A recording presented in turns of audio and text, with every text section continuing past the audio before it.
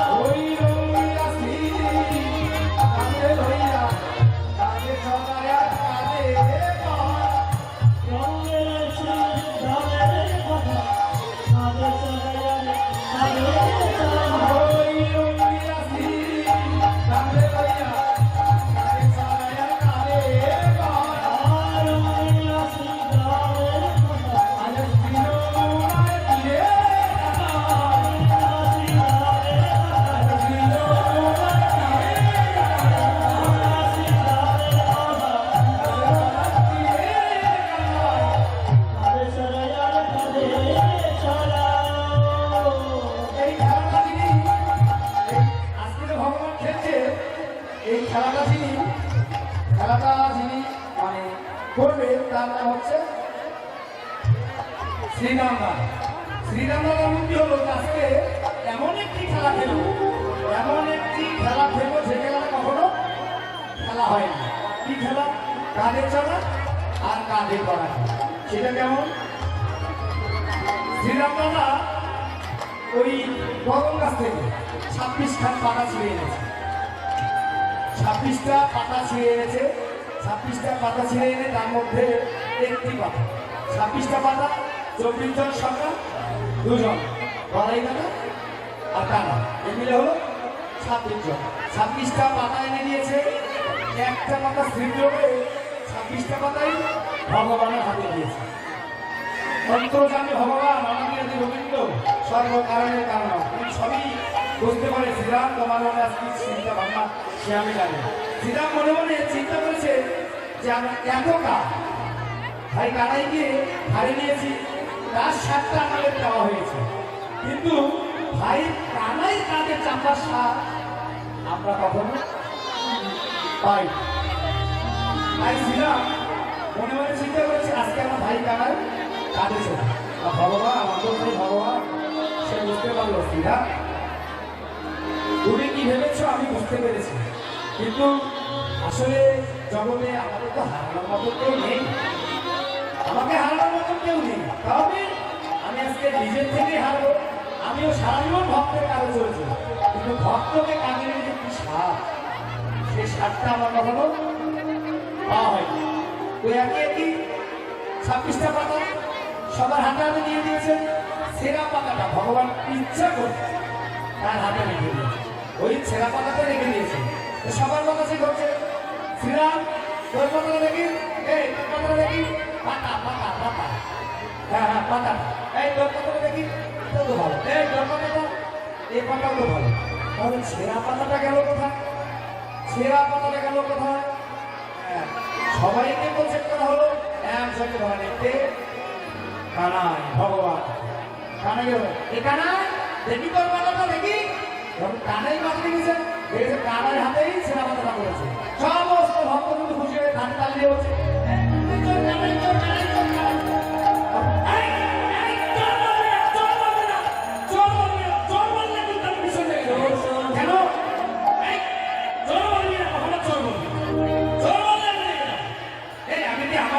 চুরি করি হ্যাঁ বৃন্দাবনে আমি ভগবান একা চুরি চুরি করি বৃন্দাবন আমি একাই কখনো চুরি করে খেয়েছি এই যত ননি নদী মাপড় ছাড়া চুরি করি তোদের করি তুমি হ্যাঁ তোরা আমাকে চোর বলিস চোর বলি না এখন শোন আমি খেলায় হেরেছি এখন আমাকে শাস্তি পেতে হবে আমি শাস্তির জন্য প্রস্তুত আর সবাই এক এক করে সবাইকে এক এক করে বংশীগড় থেকে যাবটে নিয়ে যাচ্ছে ভগবান আসছে শেষ ভাগে পড়ে গেছে শ্রীরাম সখা শ্রীরাম সখা শেষ ভাগে পড়ে গেছে যেই না শ্রীরাম সখা ভগবানের কাঁধে উঠেছে ভগবান বলল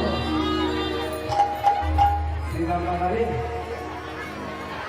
চরণ পক্ষে দিলি তবে একটা কেন দিল কারণ শ্রীরাম দাদা এমন ভাবে কাঁধা করে বসেছে যে এইভাবে বসে না এদিকে দুধারে একটা ঘাট এদিকে পিছনে একটা সাথে কিন্তু ভগবানের মনে আগে হল চরণ যখন দিলি তবে একটা কেন দিলি ভাবে ওই চরণটাও সামনে আগিয়ে দিলি আমার এই কাপির পাহাড়টা শীতল করি ভাবে যখন কিনা শ্রীরাম ভগবানের পক্ষে দুটি চরণে দিয়েছে হ্যাঁ যখন চরণে এই ভগবান শ্রীরামকে ঘাড়ে নিয়ে এই যে ছুট ছুট ছুট ছুট বংশী বার্তা দেখাই দিয়ে বলে একদম ছুট লাগিয়েছে যখন ছুট লাগিয়েছে শ্রীরাম বলছে ওরে কানাই ওরে ভাই আসতে যা আমি পড়ে যাবো তো ভগবান বললো শ্রীরাম দাদা রে এই জগতে আমি সবাইকে ধরি না কিন্তু আমাকে যেজন ধরে যেজন আমাকে ধরে আমি তাকে এমন আস্তে পিষ্টে ধরি তারা কখনো করে যাওয়া ভয় থাকে না আর কখনো জগতে করে যাওয়া ভয় থাকে না তখন এদিকে কিছু যেতে যেতে ওই শ্রীরামের চরণে দুটোটা জল পড়েছে শ্রীরামের চরণে দুটোটা জল পড়েছে হ্যাঁ শ্রীরামের চরণে যখন দুটো জল পড়েছে তখন শ্রীরাম খুঁজতেছে কি ব্যাপার আকাশও পরিষ্কার সকালও নয় কুয়াশাও নয় গাছেও ভেজা নয় জল আসলে বই থেকে খুঁজতেছে পাচ্ছে তখন শ্রীরাম মনে মনে ভাবলো তাহলে বলি আমার ভাই কানাই আমার ভাই কানাই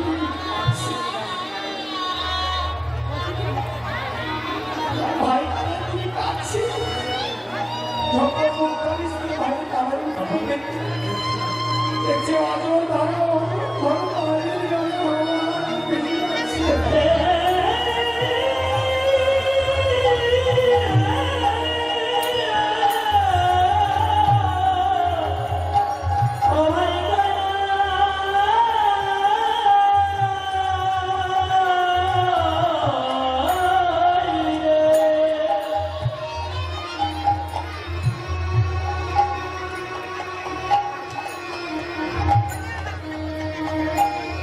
দেখছে কাঁদছে শ্রীরাম বলছে কানাই এই কানাই আমাকে নামিয়ে দে এই তুই আমার প্রাণের সন্তান আমি না তোর পরম তুই না সবাইকে বলিস আমি নাকি তোর সবথেকে প্রিয় সন্তান কিন্তু আমাকে কাঁদে দিয়ে তোর এত কষ্ট হচ্ছে ওই তুই একবার তো বললি না যে ভাই দাদা আমাকে নামাইয়ে দে কেন বললি না ভাই এই তুই আমার মনে সদা আরে বলছে শ্রীরাম রে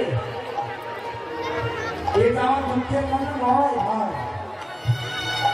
এ আমার দুঃখের কান্না নয় এতদিন তোমরা আমাকে কাঁধে নিয়েছো আমি সেই সুখটা শুরু পেয়েছি কিন্তু ভক্তকে কাঁধে নিয়ে এত সুখ হয় এত অন্তরে সুখ হয় এত ভালো লাগে আমি আগে কখনো বুঝতে পারিনি ভাই। ও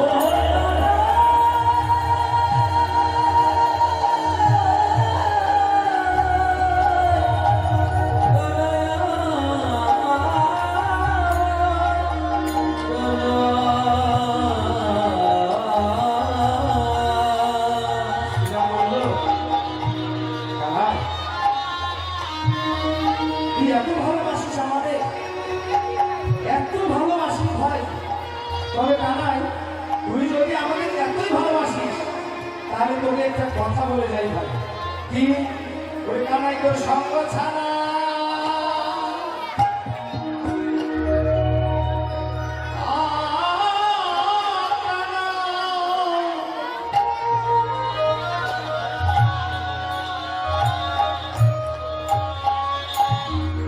করে আমাদের বলি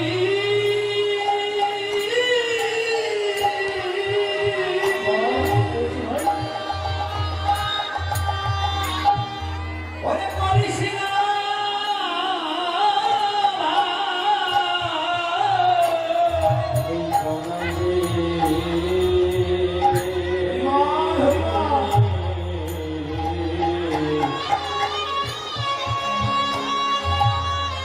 তুমি আমার সঙ্গ ছাড়া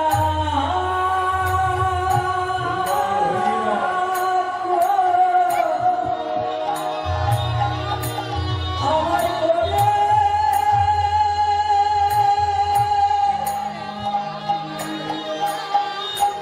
করবি না।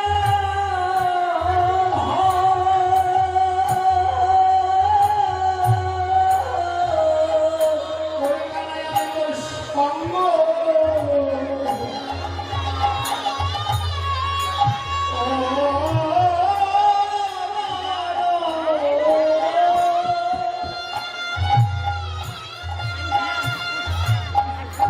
ওরে মনে ভালোবাসি কানাই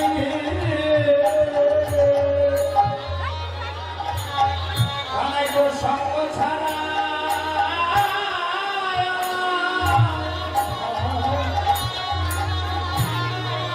ও কানাই করি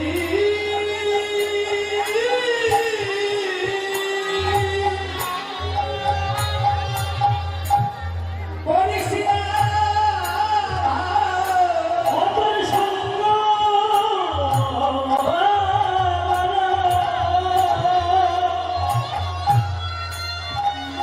আর ভালোবাসি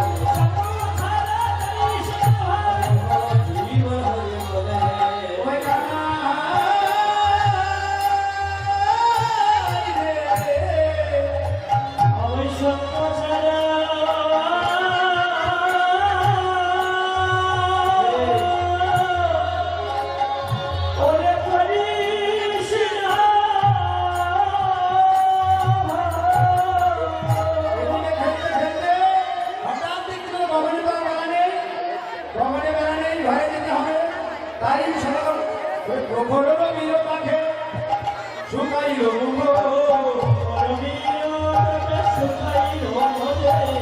প্রখরেরও মিল পাখে শুকাইল মুখ আর তাই না দেখে সকালে হলো বড় দুঃখ তাই না দেখে সকালে হলো বড় দুঃখ আরে না খেলিব ভাই চলো যাই ঘরে আরে না খেলিব ভাই চলো যাই ঘরে আরে না খেলিব ভাই চলো যাই ঘরে আরে না খেলিব ভাই চলো যাই ঘরে সকালে সকালে হয়েছে আমাদের সকালে যেতে না হয়েছে আমাদের সকালে যেতে মনে নাই ভাই মনে নাই ভাই এইটা মনে নাই ভাই ওই খেলায় খেলায় মনে নাই খেলায় খেলায় মনে নাই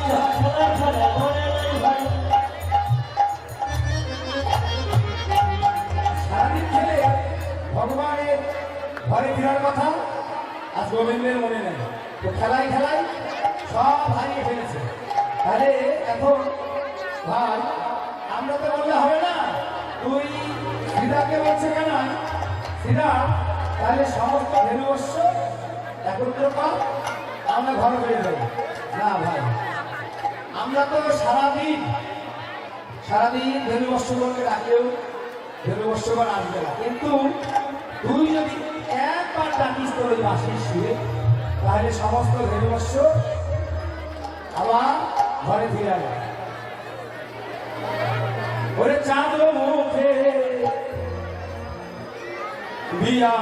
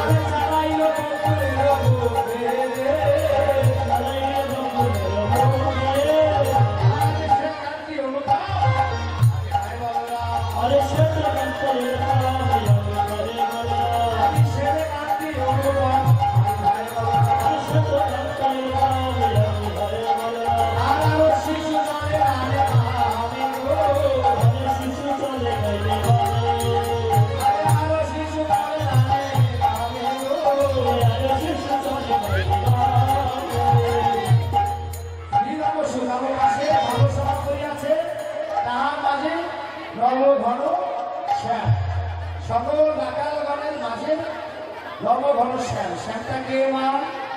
ও মা, এই যে জানি না ও মা, শ্যামটা কে? ভগবান, এই যে এতগুলো গাভী বস্ত্র, নবলক্ষ ভেদু বস্ত্র, সকাল ঘরের মাঝে ওই যে অট্টালিকার উপরে একজন আছে, কে সে? কত চেয়ে বসে আছে? ভগবানের পথ চেয়ে বসে আছে কে? আরে তেমন তো আসবে কাছ থেকে পথ চেয়ে বসে আছে ওই যে অট্টালিকার উপরে দুতলা, দেখিস নি? দেখতে পারিস নি? আমার শ্রীমতীর আই হয়নি, অনেক আশা করে ওই যে সূর্য পূজা এসেছিল ভগবান, এখন ভগবান ঘরে ফিরে যাবে, আবার দর্শন করতে হবে। মানে ভগবানকে আধারে এত এত এত এতবার দর্শন করে, তবু জানো ভক্তের স্বাদ পেতে না। ভক্ত যদি হওয়া যায়, ভগবানের ভক্ত যদি হওয়া যায়, ভগবানকে কাছে পেলেও আপনার স্বাদ মিটবে না। কোথায় জানি ভগবান কি জানি একটা শখ হয়ে, তাই শ্রীমতী রাধানী ওই অট্টালিকা থেকে পরাণ বধু অপেক্ষা করতেছে। পরাণ বধু হে ওই নামে এসে আইসো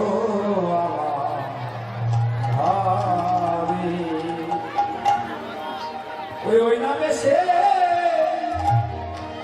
আইসো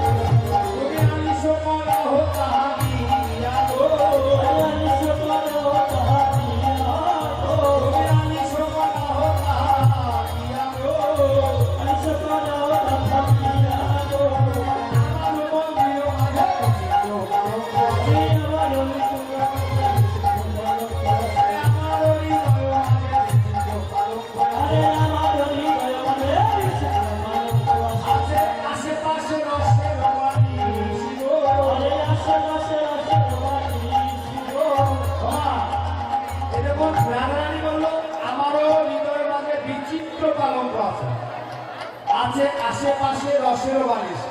রসের বালিশ কি গো মা?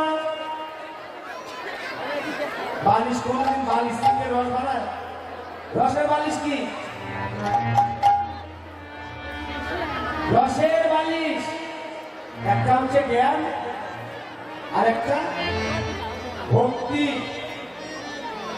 এই হৃদয় মাঝে জ্ঞান, জ্ঞান থাকলে সবাই ভগবানকে ভক্তি করে, আর ভক্তি থাকলে ভগবানকে শ্রদ্ধা করা হয়, ভালোবাসা হয়। এই যে আশেপাশে রসের বালিশ গো,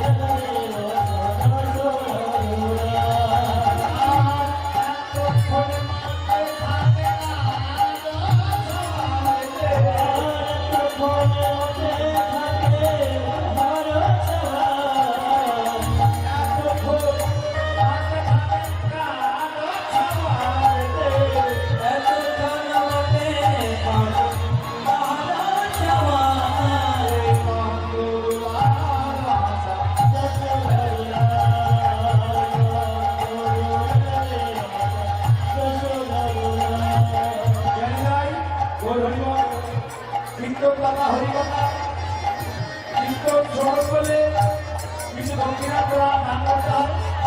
তো আমাদের এখান থেকে ভক্তরা যাবে, আপনারা যে যা পারেন। এই আমাদের বলা কিন্তু আজকে আমার জীবনে প্রথম এত আসলে কীর্তন করা আজকে প্রথম। আপনারা যে যা পাবেন, ঠিক আছে? নিজ সন্তান, নিজ ছোট ভাই বোন, এই টাকাটা আমি খাবো না। আমাদের ওখানে আমি আসলে সত্যি কথা বলতে কি, আমি মনে মনে বাসনা করেছিলাম যে যদি কখনো কীর্তনিয়া হতে পারি, এখনো বলছি এখনো তো হয়নি, যদি হতে পারি তো ভক্তবৃন্দ যে গানটা আমি পাবো, আমাদের ওখানে একদিন নাম হয়, একদিন মিলাদিত হয়, খুবই অল্প সময়ের মধ্যে শেষ হয়ে যায়। তাদের মনে হয় মনোনীত হয় না, খুব আবেগ। যদি 2 দিন নাম হতো, একদিন মিলা হতো। আসলে আমি গরিব মানুষ তো, মুখ খুলে বলতেও পারি না। যদি কাউকে বলি কমেডি টাকা দিয়ে দিই, এই জন্য মনে মনে একটা আশা করে রাখছি, যদি কীর্তন করি, কীর্তন পরিবেশন করি, ভক্তদের কাছে যে দক্ষিণা হাত পেতে যেটা ভিক্ষা পাবো আমি, এটা ওই আমাদের যে বাড়ি কীর্তন হবে, ওই কীর্তনের ইয়াতে লাগিয়ে দেবো। আর এই আশীর্বাদটাই আপনারা করবেন। এই টাকার জমা আমার পেটে কখনো পাত্রী কাজে খরচ নয়। আমি যেটা সফল করেছি, ভগবান যেন আমার এটা আশা পূর্ণ করে। হ্যাঁ, সবাই আমাকে আশীর্বাদ করবে। জয় জয় শ্রী গুরুদায় বল হরিবল।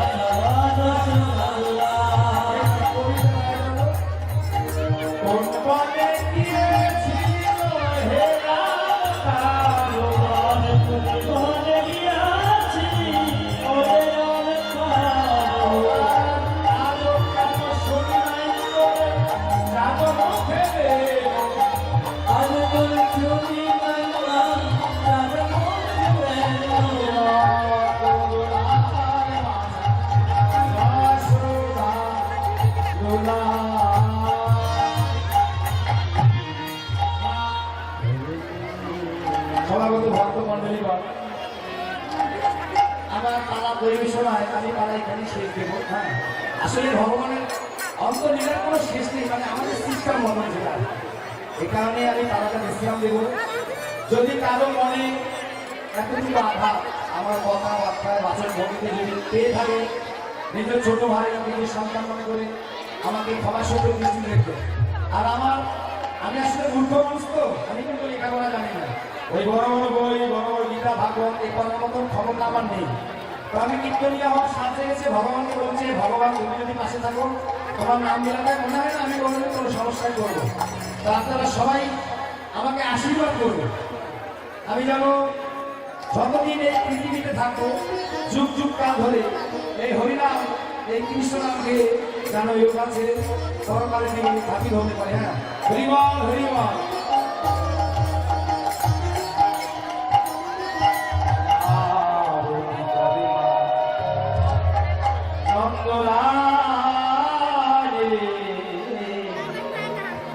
গোপাল মদন হে রে আরতি করে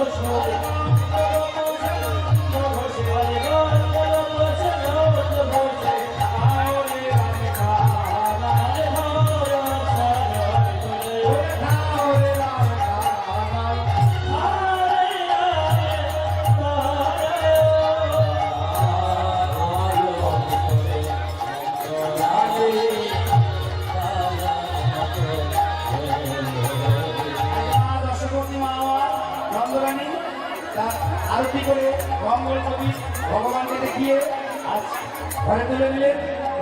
বলে এখানে রহিল আমার চিত্ত